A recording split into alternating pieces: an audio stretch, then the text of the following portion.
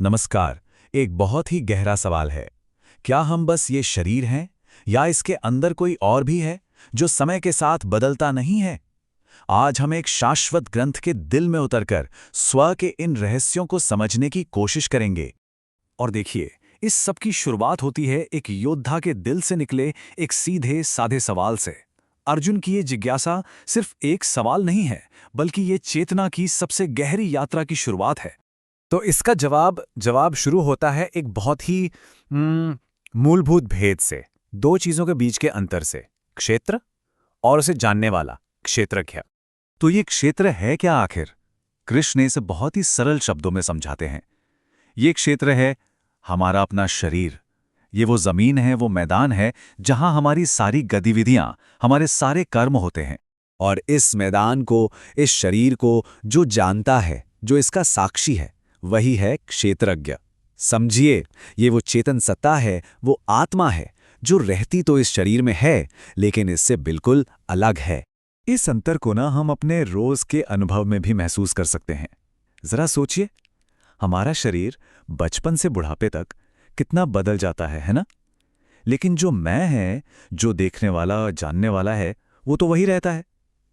ये अनुभव ही साफ साफ दिखाता है कि ये शरीर और इसका देखने वाला दो अलग अलग चीजें हैं। और इन दोनों की प्रकृति में, मतलब इनके स्वभाव में जमीन आसमान का फर्क है। एक तरफ है शरीर जो भौतिक तत्वों से बना है, ये लगातार बदलता रहता है और एक दिन इसका नाश होना तय है। और दूसरी तरफ है आत्मा, वो क्षेत्रज्ञ जो सिर्फ साक्षी है। वो ना बदलती है, ना उसका कभी अंत होता है। वो हमेशा रहती है, शाश्वत। लेकिन कहानी यहां खत्म नहीं होती। ये ज्ञान अब हमें एक और भी गहरी सच्चाई की तरफ ले जाता है, और वो ये है कि इस क्षेत्र के अंदर, इस शरीर के अंदर एक नहीं बल्कि दो जानने वाले हैं। यहां पर श्री कृष्ण एक कमाल का रहस्य खोलते हैं। वो कहते हैं, हे भरतवंशी, तुम्हें यह समझना चाहिए कि मैं भी सभी शरीरों में जानने वाला हूं। तो पहला जानने वाला कौन हुआ? वो है जीव, यानी हम सब, व्यक्तिगत आत्मा।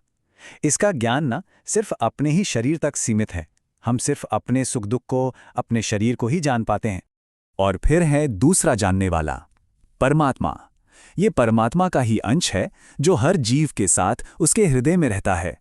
और इसका ज्ञान सीमित नहीं है, ये सभी शरीरों को, सबके सुख दुख को एक साथ जानता है। असली मालिक, सर्वोच्च स्वामी वही है। इस अंतर को समझने के लिए एक बहुत ही खूबसूरत उदाहरण दिया गया है। सोच के देखिए, एक आम नागरिक होता है। वो सिर्फ अपनी छोटी सी जमीन का मालिक होता है और बस उसी के बारे में जानता है। लेकिन जो राजा होता है, वो पूरे राज्य की हर एक जमीन के टुकड़े को जानता है। तो जो जीव है वो उस नागरिक जैसा है और परमात्मा उस राजा की तरह। तो अब सवाल ये है कि इस ज्ञान को सिर्फ दिमाग में न रखें, इसे अनुभव कैसे करें? इसका व्यावहारिक रास्ता क्या है? अच्छी बात यह है कि ग्रंथ हमें वो रास्ता भी दिखाता है। ये रास्ता शुरू होता है कुछ खास गुणों को अपने अंदर लाने से। सबसे पहले विनम्रता, अहंकार से दूरी और अहिंसा। जब तक अहंकार शांत नहीं होगा, मन इस सच को स्वीकार करने के लिए तैयार ही नहीं हो पाएगा।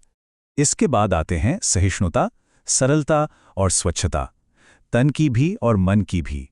ये गुण हमारे चरित्र को साफ करते हैं, निर्मल बनाते हैं, ताकि हम जीवन में आने वाली मुश्किलों का सामना शांति से कर सकें। और आखिर में सबसे जरूरी, स्थिरता, आत्मसंयम यानी सेल्फ कंट्रोल और अनासक्ति यानी डिटैचमेंट। ये वो गुण हैं जो हमें मानसिक तौर पर इतना मजबूत बनाते हैं कि हम इस आध्यात्मिक पथ पर बिना डगमगाए आगे बढ़ सकें। जब इन गुणों के जरिए ज्ञान का सूरज उगता है ना, तो हमारे देखने का नजरिया ही पूरी तरह बदल जाता है। हम शरीर की दीवारों के पार देखने लगते हैं। हमें अनंत की एक झलक मिलती है। ग्रंथ में एक और बहुत ही सुंदर उपमा दी गई है। जैसे एक अकेला सूर्य पूरे ब्रह्मांड को रोशन कर देता है, ठीक उसी तरह एक आत्मा पूरे शरीर को चेतना से, कॉन्शियसनेस से भर देती है। ये चेतना ही तो आत्मा के होने का सबूत है। और ये उपमा आत्मा के दिव्य स्वभाव को कितने शानदार तरीके से बताती है। सोचिए, आकाश हर जगह है, लेकिन वो किसी भी चीज से मिलता नहीं, उसमें लिप्त नहीं होता। ठीक इसी तरह आत्मा शरीर के अंदर रहते हुए भी उससे अलग रहती है, उससे प्रभावित नहीं होती। तो इस पूरे दर्शन को, इस पूरी फिलॉसफी को समझने का आखिर मकसद क्या है? एक आखिरी लक्ष्य है, एक परम लक्ष्य।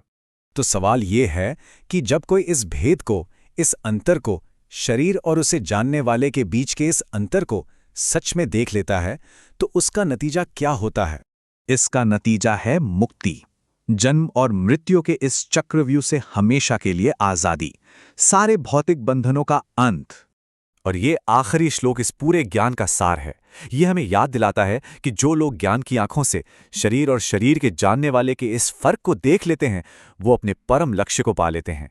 ये सिर्फ एक दर्शन नहीं है, बल्कि खुद को जानने का, पहचानने का एक आमंत्रण है।